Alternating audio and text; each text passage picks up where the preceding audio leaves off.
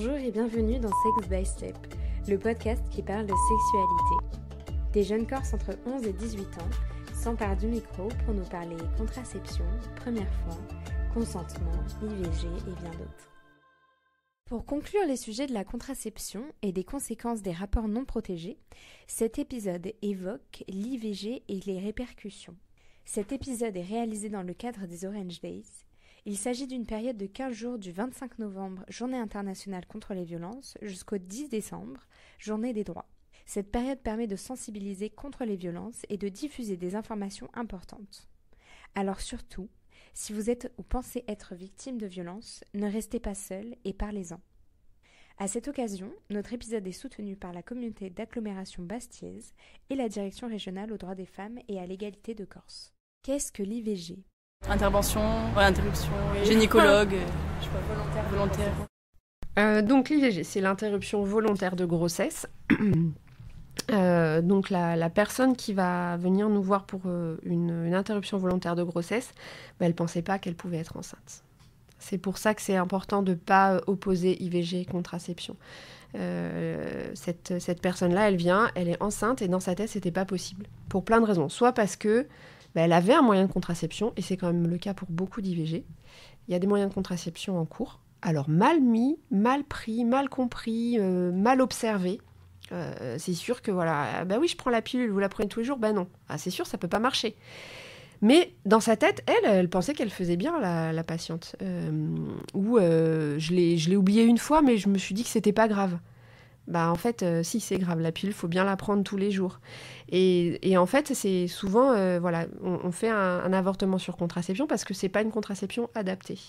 Mais dans sa tête, la patiente, elle ne pouvait pas être enceinte puisqu'elle avait un moyen de contraception. Ou elle pouvait pas être enceinte parce que dans sa tête, elle avait calculé que c'était pas le bon moment, que voilà, ça ne pouvait pas arriver. Donc, elle se retrouve enceinte et c'est une grossesse dont elle ne veut pas, ou dont le couple n'est pas prêt à accueillir l'issue de cette grossesse, à savoir un enfant. Donc, elle vient nous voir pour interrompre cette grossesse. Donc, l'IVG est autorisée et légalisée en France depuis 1975 grâce à Simone Veil. Il y a eu différentes lois suite à cette dépénalisation de l'IVG qui ont permis petit à petit de mieux prendre en charge de cet acte et de façon plus pour un public plus élargi. Donc de nos jours, on peut interrompre sa grossesse sans restriction d'âge, sans accord parental aussi chez la mineure, ça c'est important de le savoir. On n'a pas besoin de l'accord parental. Alors bien sûr, dans les faits, on doit s'efforcer le plus possible nous en tant que professionnels, de le recueillir, mais quand c'est pas possible et ça ne doit pas différer l'interruption de la grossesse. La seule personne qui en a le pouvoir, qui a le pouvoir décisionnaire sur interrompre cette grossesse, c'est la patiente, quel que soit son âge. C'est pris en charge à 100%, comme je le disais tout à l'heure, par les caisses d'assurance maladie et c'est maintenant anonymisé. L'anonymat est possible aussi chez la majeure. Qui est-ce qui avorte ? Pourquoi on avorte ? Si on veut pas le bébé. Ouais. Est-ce que vous savez ce que c'est la grossesse ? Oui. C'est quoi ? Elle a un bébé. Revenons un peu dans l'histoire. Selon le magazine Sud-Ouest, l'avortement se pratiquait déjà dans l'Antiquité et surtout, il était déjà interdit. Au XVIe siècle avant Jésus-Christ, le papyrus Ebers, l'un des plus anciens traités médicaux connus, contient des prescriptions pour faire avorter les femmes. En Mésopotamie antique, on interdisait déjà l'avortement, preuve qu'il a toujours existé.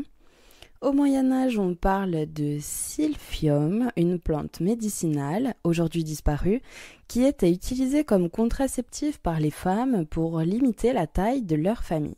Au XVIIIe siècle, les femmes font appel à des faiseuses d'anges, parmi elles des tricoteuses, qui utilisent des aiguilles à tricoter pour percer la poche des os ou ouvrir le col de l'utérus afin d'entraîner une fausse couche. Une opération douloureuse qui se pratiquait toujours dans la clandestinité et dont meurent de nombreuses femmes, notamment faute d'hygiène. On voit bien que malgré les interdictions, malgré les sanctions, les emprisonnements, les avortements perdurent. Il s'agit de ce taux incompressible. Mais alors, comment en est-on arrivé à légaliser l'avortement médicalisé? Ici, nous allons parler uniquement du cas de la France. Dans les années 70 commence la bataille pour la légalisation de l'avortement. On parle du procès emblématique de Bobigny. Gisèle Halimi fait acquitter une jeune fille de 17 ans qui avait avorté après un viol. Reprenons ce contexte historique pour le droit des femmes. En 1972, Marie-Claire Chevalier, 17 ans, est jugée pour avoir avorté à la suite d'un viol. Alors pour se défendre, Michel fait appel à Gisèle Halimi, qui accepte et en fait un grand procès pour toutes les femmes. Après médiatisation, après l'art oratoire de Gisèle Halimi, après le soutien d'associations et de personnalités publiques, Michel est acquittée. Mais imaginons elle est enceinte, après il faut attendre 9 mois, après elle pousse, bam, oh et le bébé il sort. Et t'as pas une solution si jamais tu tombes Ah enceinte. si tu avortes. Elle va aller à la médecin, voilà. elle va aller en médecin. T'avortes le bébé. Comment peut-on avorter? Faut aller au planning familial. Opération, non? Ouais. Aller au plus vite. La médicamenteux et opération, non? Ça fait très mal le médicament apparemment. Vous avez jusqu'à combien de temps pour avoir 7 semaines 9 mois. Je l'ai dit tout à l'heure. Tu peux, à 9 mois, tu peux avorter. Non. Ah non, non. le bébé. 3 mois. 3 mois. Ouais, je sais pas si ça fait 7 semaines. 4 mois. 3 mois. Et le médicament c'est beaucoup moins. Il y a pas longtemps. Médicaments, c'est combien? C'est un maximum 2 ou 3 semaines, je pense, non? On s'en rend compte aussitôt. Tu vomis. Bah, après, il n'y a pas de signe, mais. Ouais, c'est ça. Mais selon si le rapport il a eu lieu, par exemple, pile avant les règles, je sais pas quoi. Et si on est sûr d'être tombé enceinte. T'as peur, tu fais un test. Enfin, ça peut être affecté très rapidement. Si elle le veut, bien sûr, faut qu'elle prenne un rendez-vous chez le gynécologue. Et après qu'elle soit. Enfin, le gynécologue, du coup, va lui prescrire des moyens pour soit arrêter la grossesse, donc je sais pas, une pilule ou quelque chose comme ça. Ou alors se faire avorter. Après, je sais pas comment c'est fait exactement, mais voilà, c'est un peu dans cette démarche qu'elle doit suivre. Ça doit être un produit qu'on met peut-être avec une piqûre dans le sang et qui décroche l'utérus, enfin le bébé, enfin pas le bébé, mais le début du bébé en gros, de la paroi de l'utérus.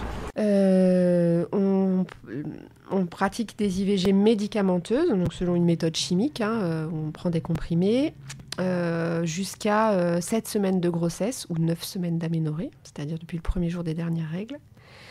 Et puis ensuite, jusqu'à entre 7 semaines de grossesse et 14 semaines de grossesse, donc 16 semaines d'aménorrhée, c'est une méthode chirurgicale qui est proposée. Donc ça, c'est exclusivement fait en centre hospitalier. Donc concernant le taux d'IVG chez les mineurs, donc, qui est un sujet qui parfois peut un peu m'agacer parce que dans l'imaginaire collectif, c'est les mineurs qui font le plus d'IVG, et en fait, absolument pas. La moyenne d'âge de l'avortement en France, c'est entre 25 et 30 ans. Donc on n'est plus vraiment mineur. Quelles sont les conséquences? C'est mauvais pour le corps. Mais pour le mental aussi. Oui, psychologiquement aussi. Plus difficile à encaisser. Si demain vous avez une amie qui vous dit écoute, je suis dans la merde, je suis tombée enceinte, qu'est-ce que On l'accompagne.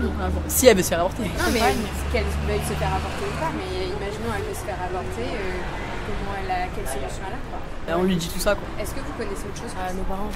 Ouais. Le lycée, on peut en parler aussi, ils peuvent nous diriger. Gynécologue aussi. Psychologue scolaire, ouais. Il y en a ici Ouais. Oui, il me semble.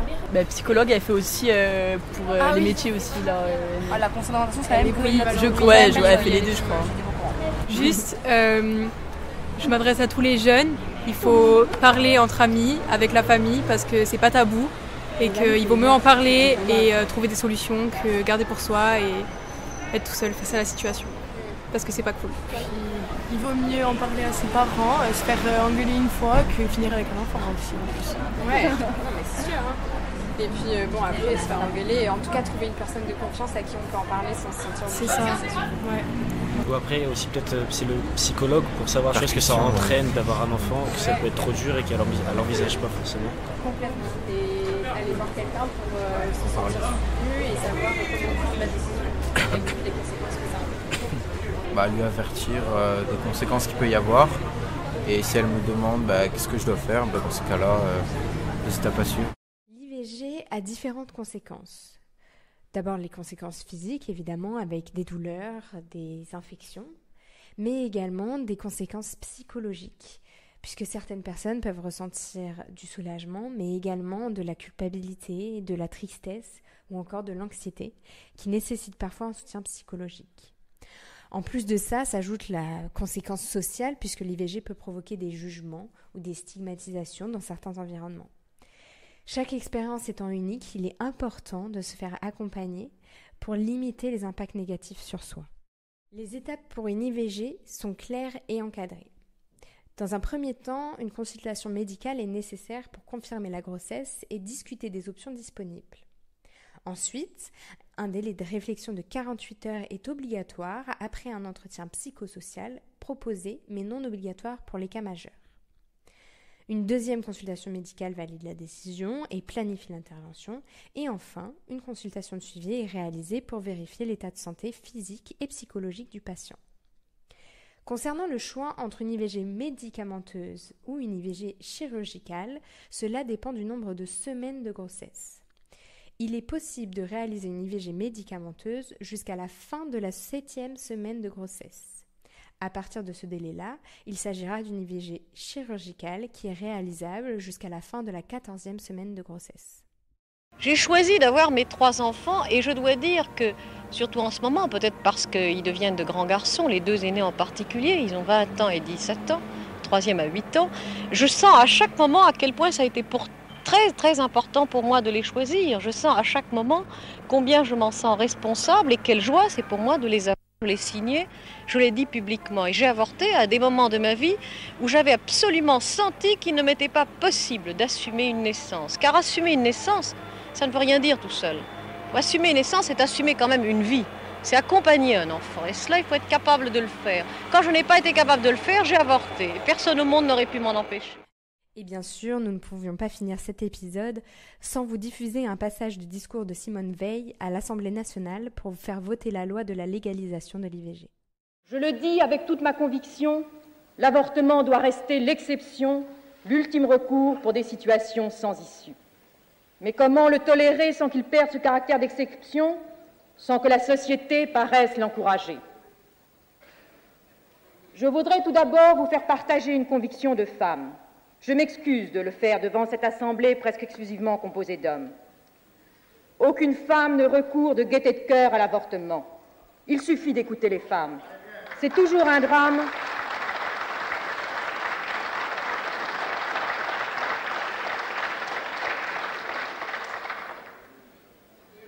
C'est toujours un drame. Cela restera toujours un drame.